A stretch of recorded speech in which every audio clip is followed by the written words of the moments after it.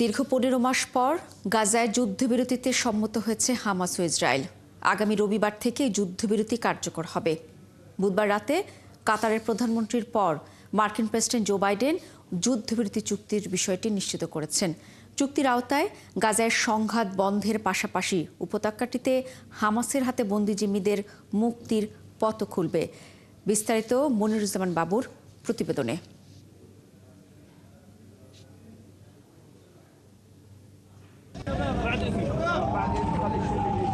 একের পর এক বৈঠক, বিশ্ব নেতাদের কথার লড়াই আর আশ্বাসের ফুলঝুরি। এরপরও হতাশাই ছিল যেন সঙ্গী। তবে এবার ব্যর্থতার বৃত্ত ভেঙে উঁকি দিল আশার আলো। গাজায় 15 মাস ধরে চলা নজিরবিহীন সহিংসতা এবং এতে 46,000-এর বেশি ফিলিস্তিনির প্রাণহানির পর যুদ্ধবিরতিতে একমত হল হামাস ও ইসরায়েল। চুক্তি চূড়ান্ত হওয়ার এই ঘোষণা দেন কাতারের প্রধানমন্ত্রী শেখ মোহাম্মদ বিন আব্দুল জসিম আল থানি। চুক্তির আওতায় প্রাথমিকভাবে 6 সপ্তাহের পর্যায়ক্রমিক যুদ্ধবিরতি করা এবং গাজা থেকে ইসরায়েলি সেনা প্রত্যাহার করা সহ ইসরায়েলের কারাগারে বন্দী ফিলিস্তিনিদের বিনিময়ে হামাসের হাতে বন্দী ইসরায়েলি জিম্মিদের মুক্তি দেওয়ার পরিকল্পনা আছে। রবিবার প্রাথমিকভাবে 6 সপ্তাহের যুদ্ধবিরতি শুরু হবে। এর মধ্যে কয়েকটি ধাপে নানা শর্ত বাস্তবায়ন করা হবে। ফিলিস্তিনের স্বাধীনতাকামী গোষ্ঠী হামাস জানিয়েছে, তাদের প্রতিনিধিরা মধ্যস্থতাকারীদের কাছে গাজায় যুদ্ধবিরতি এবং জিম্মি মুক্তির এই চুক্তিতে অনুমোদন দিয়েছেন। যুদ্ধবিরতি চুক্তির খবর ছড়িয়ে পড়ার পর দক্ষিণ গাজার খান ইউনিসের রাস্তায় ফিলিস্তিনিদের উচ্ছ্বাস করতে দেখা যায়। মধ্য গাজার দেল আল বালাতে ফিলিস্তিনিরা উল্লাসে মেতে ওঠেন। অন্যদিকে যুদ্ধবিরতি চুক্তির খবরে তেল আবিবেও জিম্মিদের স্বজনদের উল্লাস করতে দেখা যায়। যুদ্ধবিরতি চুক্তির আওতায় 2023 সালের 7 অক্টোবর হামাসের হাতে আটক হওয়া প্রায় 100 জন জিম্মিকে ফিরিয়ে দেবে ফিলিস্তিন। বিনিময়ে ফিলিস্তিনি বন্দীদের মুক্তি দেবে ইসরায়েল। প্রথম ধাপে 33 জন জিম্মিকে মুক্তি দেওয়া হবে। ওদিকে এর বিনিময়ে 1000 ফিলিস্তিনি বন্দীকে মুক্তি দেবে ইসরায়েল। এদিকে হামাস ও ইসরায়েলের মধ্যে গাজার যুদ্ধবিরতি চুক্তিকে নিজের জীবনের সবচেয়ে কঠিন কাজের একটি বলে মন্তব্য করেছেন বিদায়ী মার্কিন প্রেসিডেন্ট জো বাইডেন। এটি আমার জীবনের অভিজ্ঞতার মধ্যে সবচেয়ে কঠিন আলোচনার মধ্যে আমার এবং নবনির্বাচিত প্রেসিডেন্ট ডোনাল্ড ট্রাম্পের প্রতিনিধিরা চুক্তিতে পৌঁছার জন্য একদল হিসেবে প্রচেষ্টা চালিয়ে গেছে। যুদ্ধবিরতি চুক্তি নিয়ে যুক্তরাষ্ট্রের নবনির্বাচিত প্রেসিডেন্ট ডোনাল্ড ট্রাম্প বলেন, জিম্মিদের মুক্তির জন্য একটি চুক্তি হয়েছে, তারা শিগগিরই মুক্তি পাবে। 2023 সালের 7 অক্টোবর হামাসের যোদ্ধারা ইসরায়েলের ভূমিতে হামলা চালিয়ে 1200 জনকে হত্যা করে এবং 250 জনের বেশি ইসরায়েলিকে জিম্মি করে নিয়ে যায়। সেদিন থেকেই গাজায় নির্বিচারে হামলা শুরু করার পর 46,000 ফিলিস্তিনিকে হত্যা করেছে ইসরায়েল। মনিরুজ্জামান বাবু, 71। এদিকে গাজায় যুদ্ধবিরতি চুক্তির খবরে বিশ্ব নেতারা স্বস্তি প্রকাশ করেছেন। এ নিয়ে তারা প্রতিক্রিয়া জানিয়েছেন। গাজায় যুদ্ধবিরতি ও বন্দী চুক্তিকে স্বাগত জানিয়েছেন জাতিসংঘের মহাসচিব আন্তোনিও গুতেরেস। যুদ্ধবিরতি নিয়ে কোনো বিশ্ব নেতাদের প্রতিক্রিয়ার খবর জানাচ্ছেন মনিরুজ্জামান বাবু। গাজায় যুদ্ধবিরতি চুক্তিকে স্বাগত জানিয়ে জাতিসংঘের মহাসচিব আন্তোনিও গুতেরেস এই চুক্তি সম্পূর্ণ বাস্তবায়ন ও নিশ্চিত করতে আহ্বান জানিয়েছেন। আমি মধ্যস্থতাকারীদের এই চুক্তির মধ্যস্থতায় তাদের আপ্রাণ চেষ্টার জন্য প্রশংসা করছি।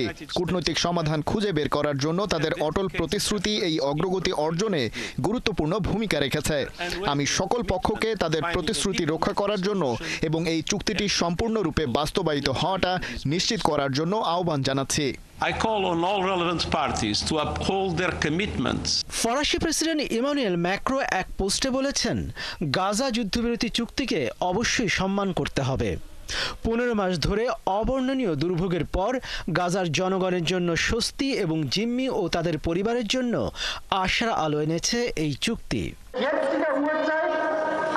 এদিকে ব্রিটিশ প্রধানমন্ত্রী কিয়ার স্টারমার এক বিবৃতিতে বলেছেন, মাসের পর মাস ধরে ভয়াবহ রক্তপাত এবং অগণিত প্রাণহানির পর অবশেষে সেই খবর এলো যেটার জন্য ইসরায়েলি ও ফিলিস্তিনি জনগণ মরিয়া হয়ে অপেক্ষা করছিলেন।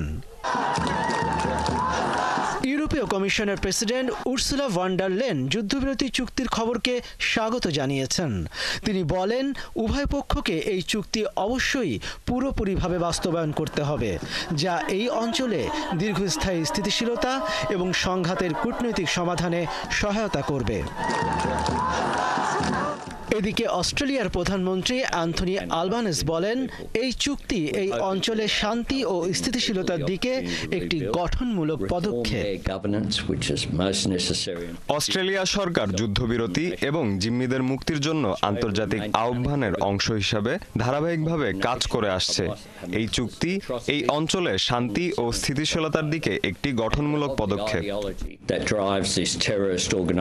তুরস্কের পররাষ্ট্রমন্ত্রী হাকান ফিদান আঙ্কারায় সাংবাদিকদের বলেন, আঞ্চলিক স্থিতিশীলতার জন্য যুদ্ধবিরতি চুক্তি ছিল একটি গুরুত্বপূর্ণ পদক্ষেপ। ইসরায়েল ফিলিস্তিনি সংঘাতের সমাধানের জন্য তুরস্কের প্রচেষ্টা অব্যাহত থাকবে। এদিকে মিশরের president Abdel Fattah al CC যুদ্ধবিরতি চুক্তিকে স্বাগত জানিয়েছেন এবং গাজায় দ্রুত মানবিক সাহায্য পৌঁছে দেওয়ার গুরুত্বের উপর জোর দিয়েছেন। মনিরুজ্জামান বাবু, ৭১। এই যে হামাস ইসরায়েলের যুদ্ধবিরতি চুক্তিতে রাজি হয়েছে, কিন্তু তারপরও কিন্তু থেমে নেই ইসরায়েলি বর্বরতা। গেল ২৪ ঘন্টা ইসরায়েলি হামলায় কমপক্ষে ৩০ ফিলিস্তিনি নিহত হয়েছেন। হামাস পরিচালিত সিভিল ডিফেন্স এজেন্সি জানিয়েছে, গাজা শহরের শেখ রাদওয়ানের একটি আবাসিক ব্লকে ইসরায়েলি হামলায় অন্তত ১২ জন নিহত ও ২০ জন আহত হয়েছেন। এই হামলার বিষয়ে ইসরায়েলি সেনাবাহিনী তাৎক্ষণিকভাবে কোনো মন্তব্য করেনি। অন্যদিকে অধিকৃত পশ্চিম তীরে ইসরায়েলি বোমা হামলায় ৫ ফিলিস্তিনি নিহত হয়েছেন। ফিলিস্তিনি স্বাস্থ্য মন্ত্রণালয় জানিয়েছে, পশ্চিম তীরের জেনিনে ইসরায়েলি হামলায় নিহত ৫ জনের মরদেহ জেনিন সরকারি হাসপাতালে নেওয়া হয়েছে। গাজার স্বাস্থ্য কর্তৃপক্ষের মতে, গাজা এখন পর্যন্ত ৪৬,৫০০ জনের বেশি মানুষ নিহত হয়েছেন, যাদের বেশিরভাগই নারী ও শিশু। এছাড়া আহত হয়েছেন আরও লক্ষাধিক ফিলিস্তিনি।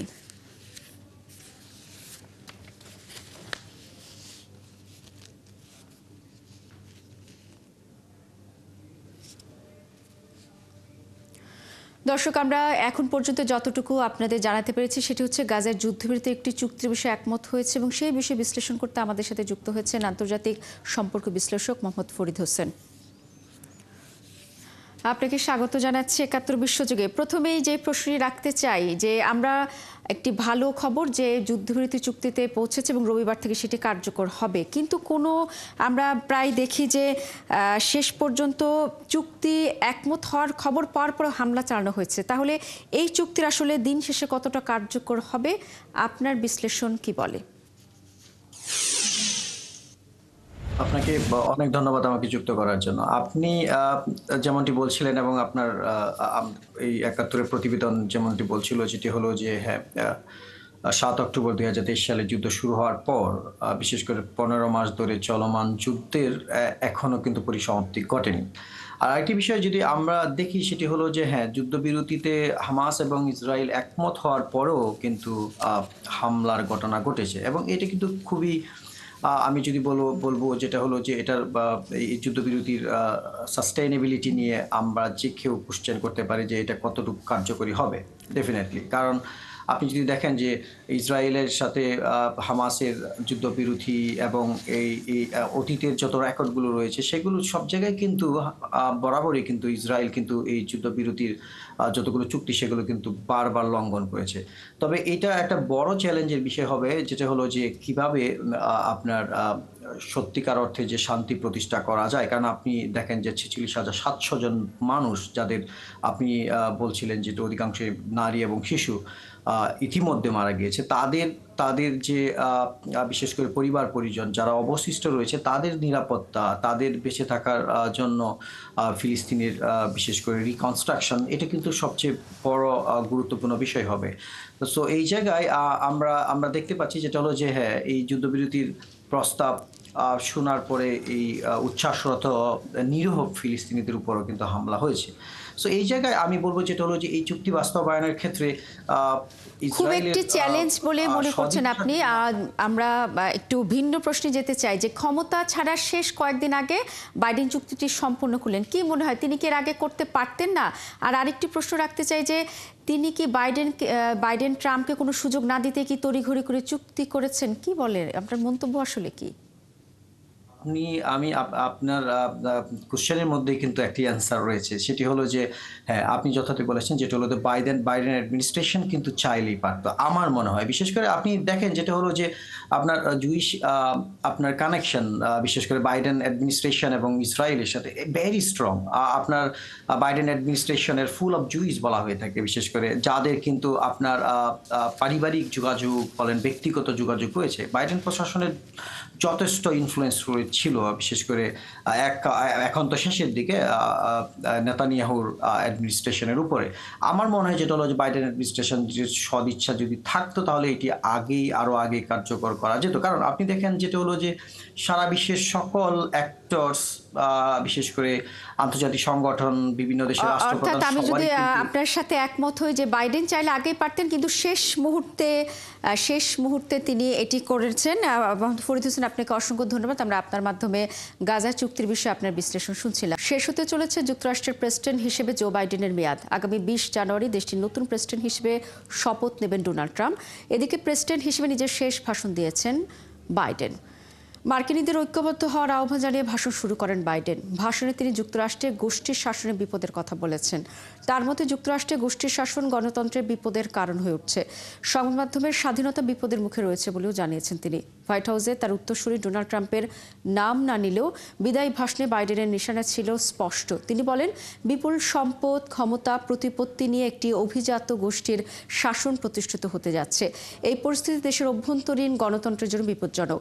যুক্তরাষ্ট্রের মৌলিক অধিকার ও স্বাধীনতা রক্ষার জন্য অগ্রণী ভূমিকা নিতে সবার প্রতি আহ্বান জানান তিনি। আগামী সোমবার আন্তর্জাতিক সময় বিকেল 5টায় ট্রাম্পের হাতে দায়িত্ব হস্তান্তর করবেন বাইডেন।